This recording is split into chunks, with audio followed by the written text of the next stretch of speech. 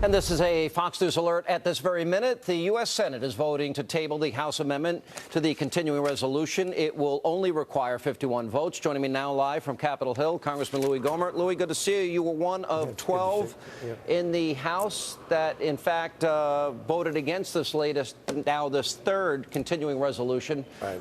Why did you vote against it? Well, we've compromised with ourselves twice. The Senate says they're not negotiating with anybody. The president says he's not negotiating with anybody. They have tremendous flexibility in negotiation with the Russians, Iranians, Syrians, Libyans, but not Americans. And that's just ridiculous. So I didn't feel that we should then send a CR that totally funds Obamacare, abortions, everything in it. And so that was my problem with it. It's time to let the Senate vote for some compromise instead of our way or the highway. Right. And by the way, Sean, when Reid and especially the president reiterated again today, it's the law. Both houses of Congress passed it.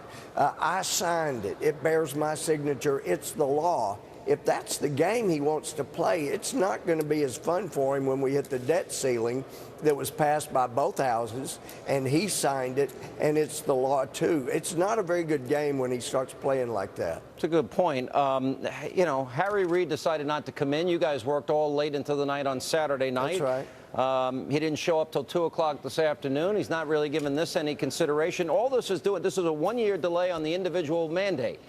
And this is also taking away special exemptions for Congress, including the administration. So, yeah, I'm for that. All right. So a one-year delay. They gave a one-year delay for the employer mandate. So they're favoring big business over individuals. And, exactly. And they think they deserve the exemption that they won't give the rest of us and the subsidies. Apparently they do. That's exactly what they're saying. But you got to go back to January of 2011, Sean. That's when the Democrats were whispering around the House and Senate that if they could force a shutdown, the public will blame Republicans, and then they can get the House back. They are still on that game plan, and all we want to do is something reasonable to stop hurting the American public. Well, I think if they didn't want the shutdown, maybe Harry Reid would have showed up on Sunday. Nancy Pelosi didn't show up this weekend. She was away, and the president was playing golf. So it doesn't seem like they were that concerned about it, does it? Well, perhaps they were negotiating with somebody on the 18th green. I don't know. You know, maybe the 19th hole. Who knows where they were. Maybe 19. All right, so where do we go from here? The Republicans now, this is their third volley, and they're negotiating against themselves. Is this it? I mean, is the House going to stop here? Because to me, until the president, you guys were elected, you have constitutional authority. Right. President won't talk to you. He'll talk to Syria, talk to Iran. Is this the last time the House negotiates against itself? Well, I hope so. The Senate needs to pass some kind of compromise, something to indicate they're willing to negotiate. Perhaps the president, Harry Reid, are off playing cards like apparently they did when Osama bin Laden was being shot. But wherever they are, we'd like to negotiate. We'd like to do the best thing for the American people. Republicans have been standing ready to go. We just need to negotiate, and they show no willingness to do that whatsoever. You know, the president challenged the country after the Tucson shooting, where he actually said, you know, let's have a more civil, honest public discourse and help face up to the challenges of our nation in a way that would make the victims of that tragedy proud. In the last, 72 hours, Republicans have called hostage takers strapping bombs on themselves, arsonists, anarchists, extortionists, racists. You had one guy actually go out there, time to punch you guys in the nose, the bullies in the nose. You think there's a little hypocrisy on the left with their rhetoric?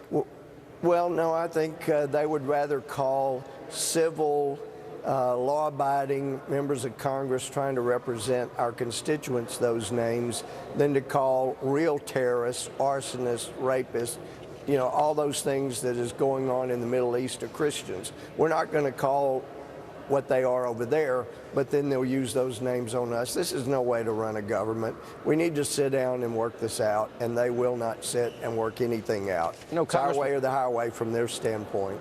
Congressman Steve King, I understand, is there as well. Congressman, good to see you. You know, Bob Woodward, hardly a member of the vast right-wing conspiracy, actually had, I think, a pretty good take on this. He said any fallout from the continuing resolution of the debt ceiling debate is on the president's head. He's got to lead. He's got to talk. America's economy is at stake.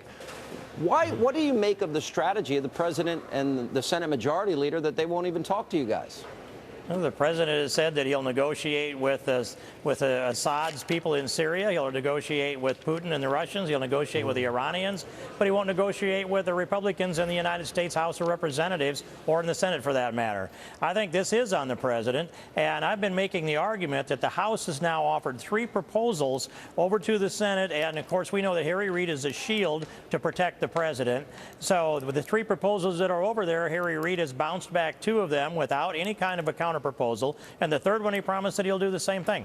Yeah. So in the end, it's really this, that they've refused to negotiate, Sean. On Saturday night, Louie, you guys also voted to fund the military. The Senate voted to approve that today. The president's signing on to.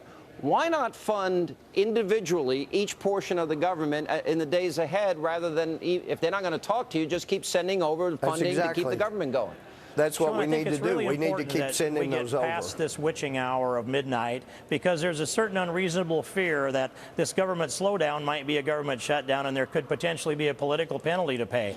Let's get past midnight, then let's follow that plan and follow through each one of those appropriations. That eventually will eliminate the discretionary spending of Obamacare. It won't eliminate the mandatory spending, but it makes a strong point for the American people to stand up with us. Even the president said this today. All functions of government, our military is going to be paid, air traffic control, border agents, major operations, Medicare, the mail, Social Security, national security, Medicare, all that's going to be paid for. So, so it doesn't seem to me that this is going to really impact most Americans very much at all. It's sort of like the sequestration fear to me.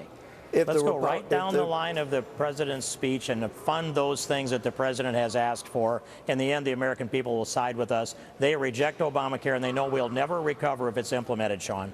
Yeah, Louie, last word. Yes, we need to go ahead and keep sending them bills. Newt Gingrich has recommended that. And I'd also mention to you, if you go back to '95, Newt Gingrich and Bill Clinton talked more in one day than this president has with Congress, with the House leaders in the last 3 months. They were talking virtually every day during the shutdown, and this president's off playing golf.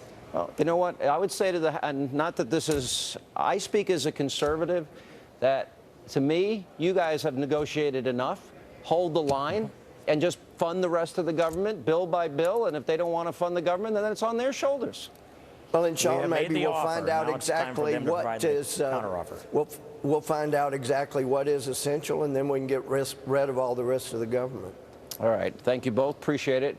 Thanks, Sean. We are watching the vote right now as I take a look on the Senate floor. It's continuing even at this second. We'll put it up there as we speak. They're voting to table the latest House amendment. We assume it's going to go down the way the last 2 continuing resolutions from the House have gone down. We'll check in with Governor Sarah Palin, Pat Buchanan, much more, and coming up next tonight on Hannity.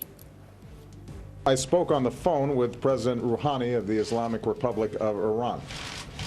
The 2 of us discussed our ongoing efforts to reach an agreement over Iran's nuclear program. Isn't that nice? Our commander-in-chief, he'll negotiate with the rogue regime in Tehran, not with Republican lawmakers. Pat Buchanan, he's heated up about it. He'll join us to discuss that. Double standard and much, much more as this breaking news edition of Hannity continues. We'll also check in with Governor Sarah Palin tonight and much more.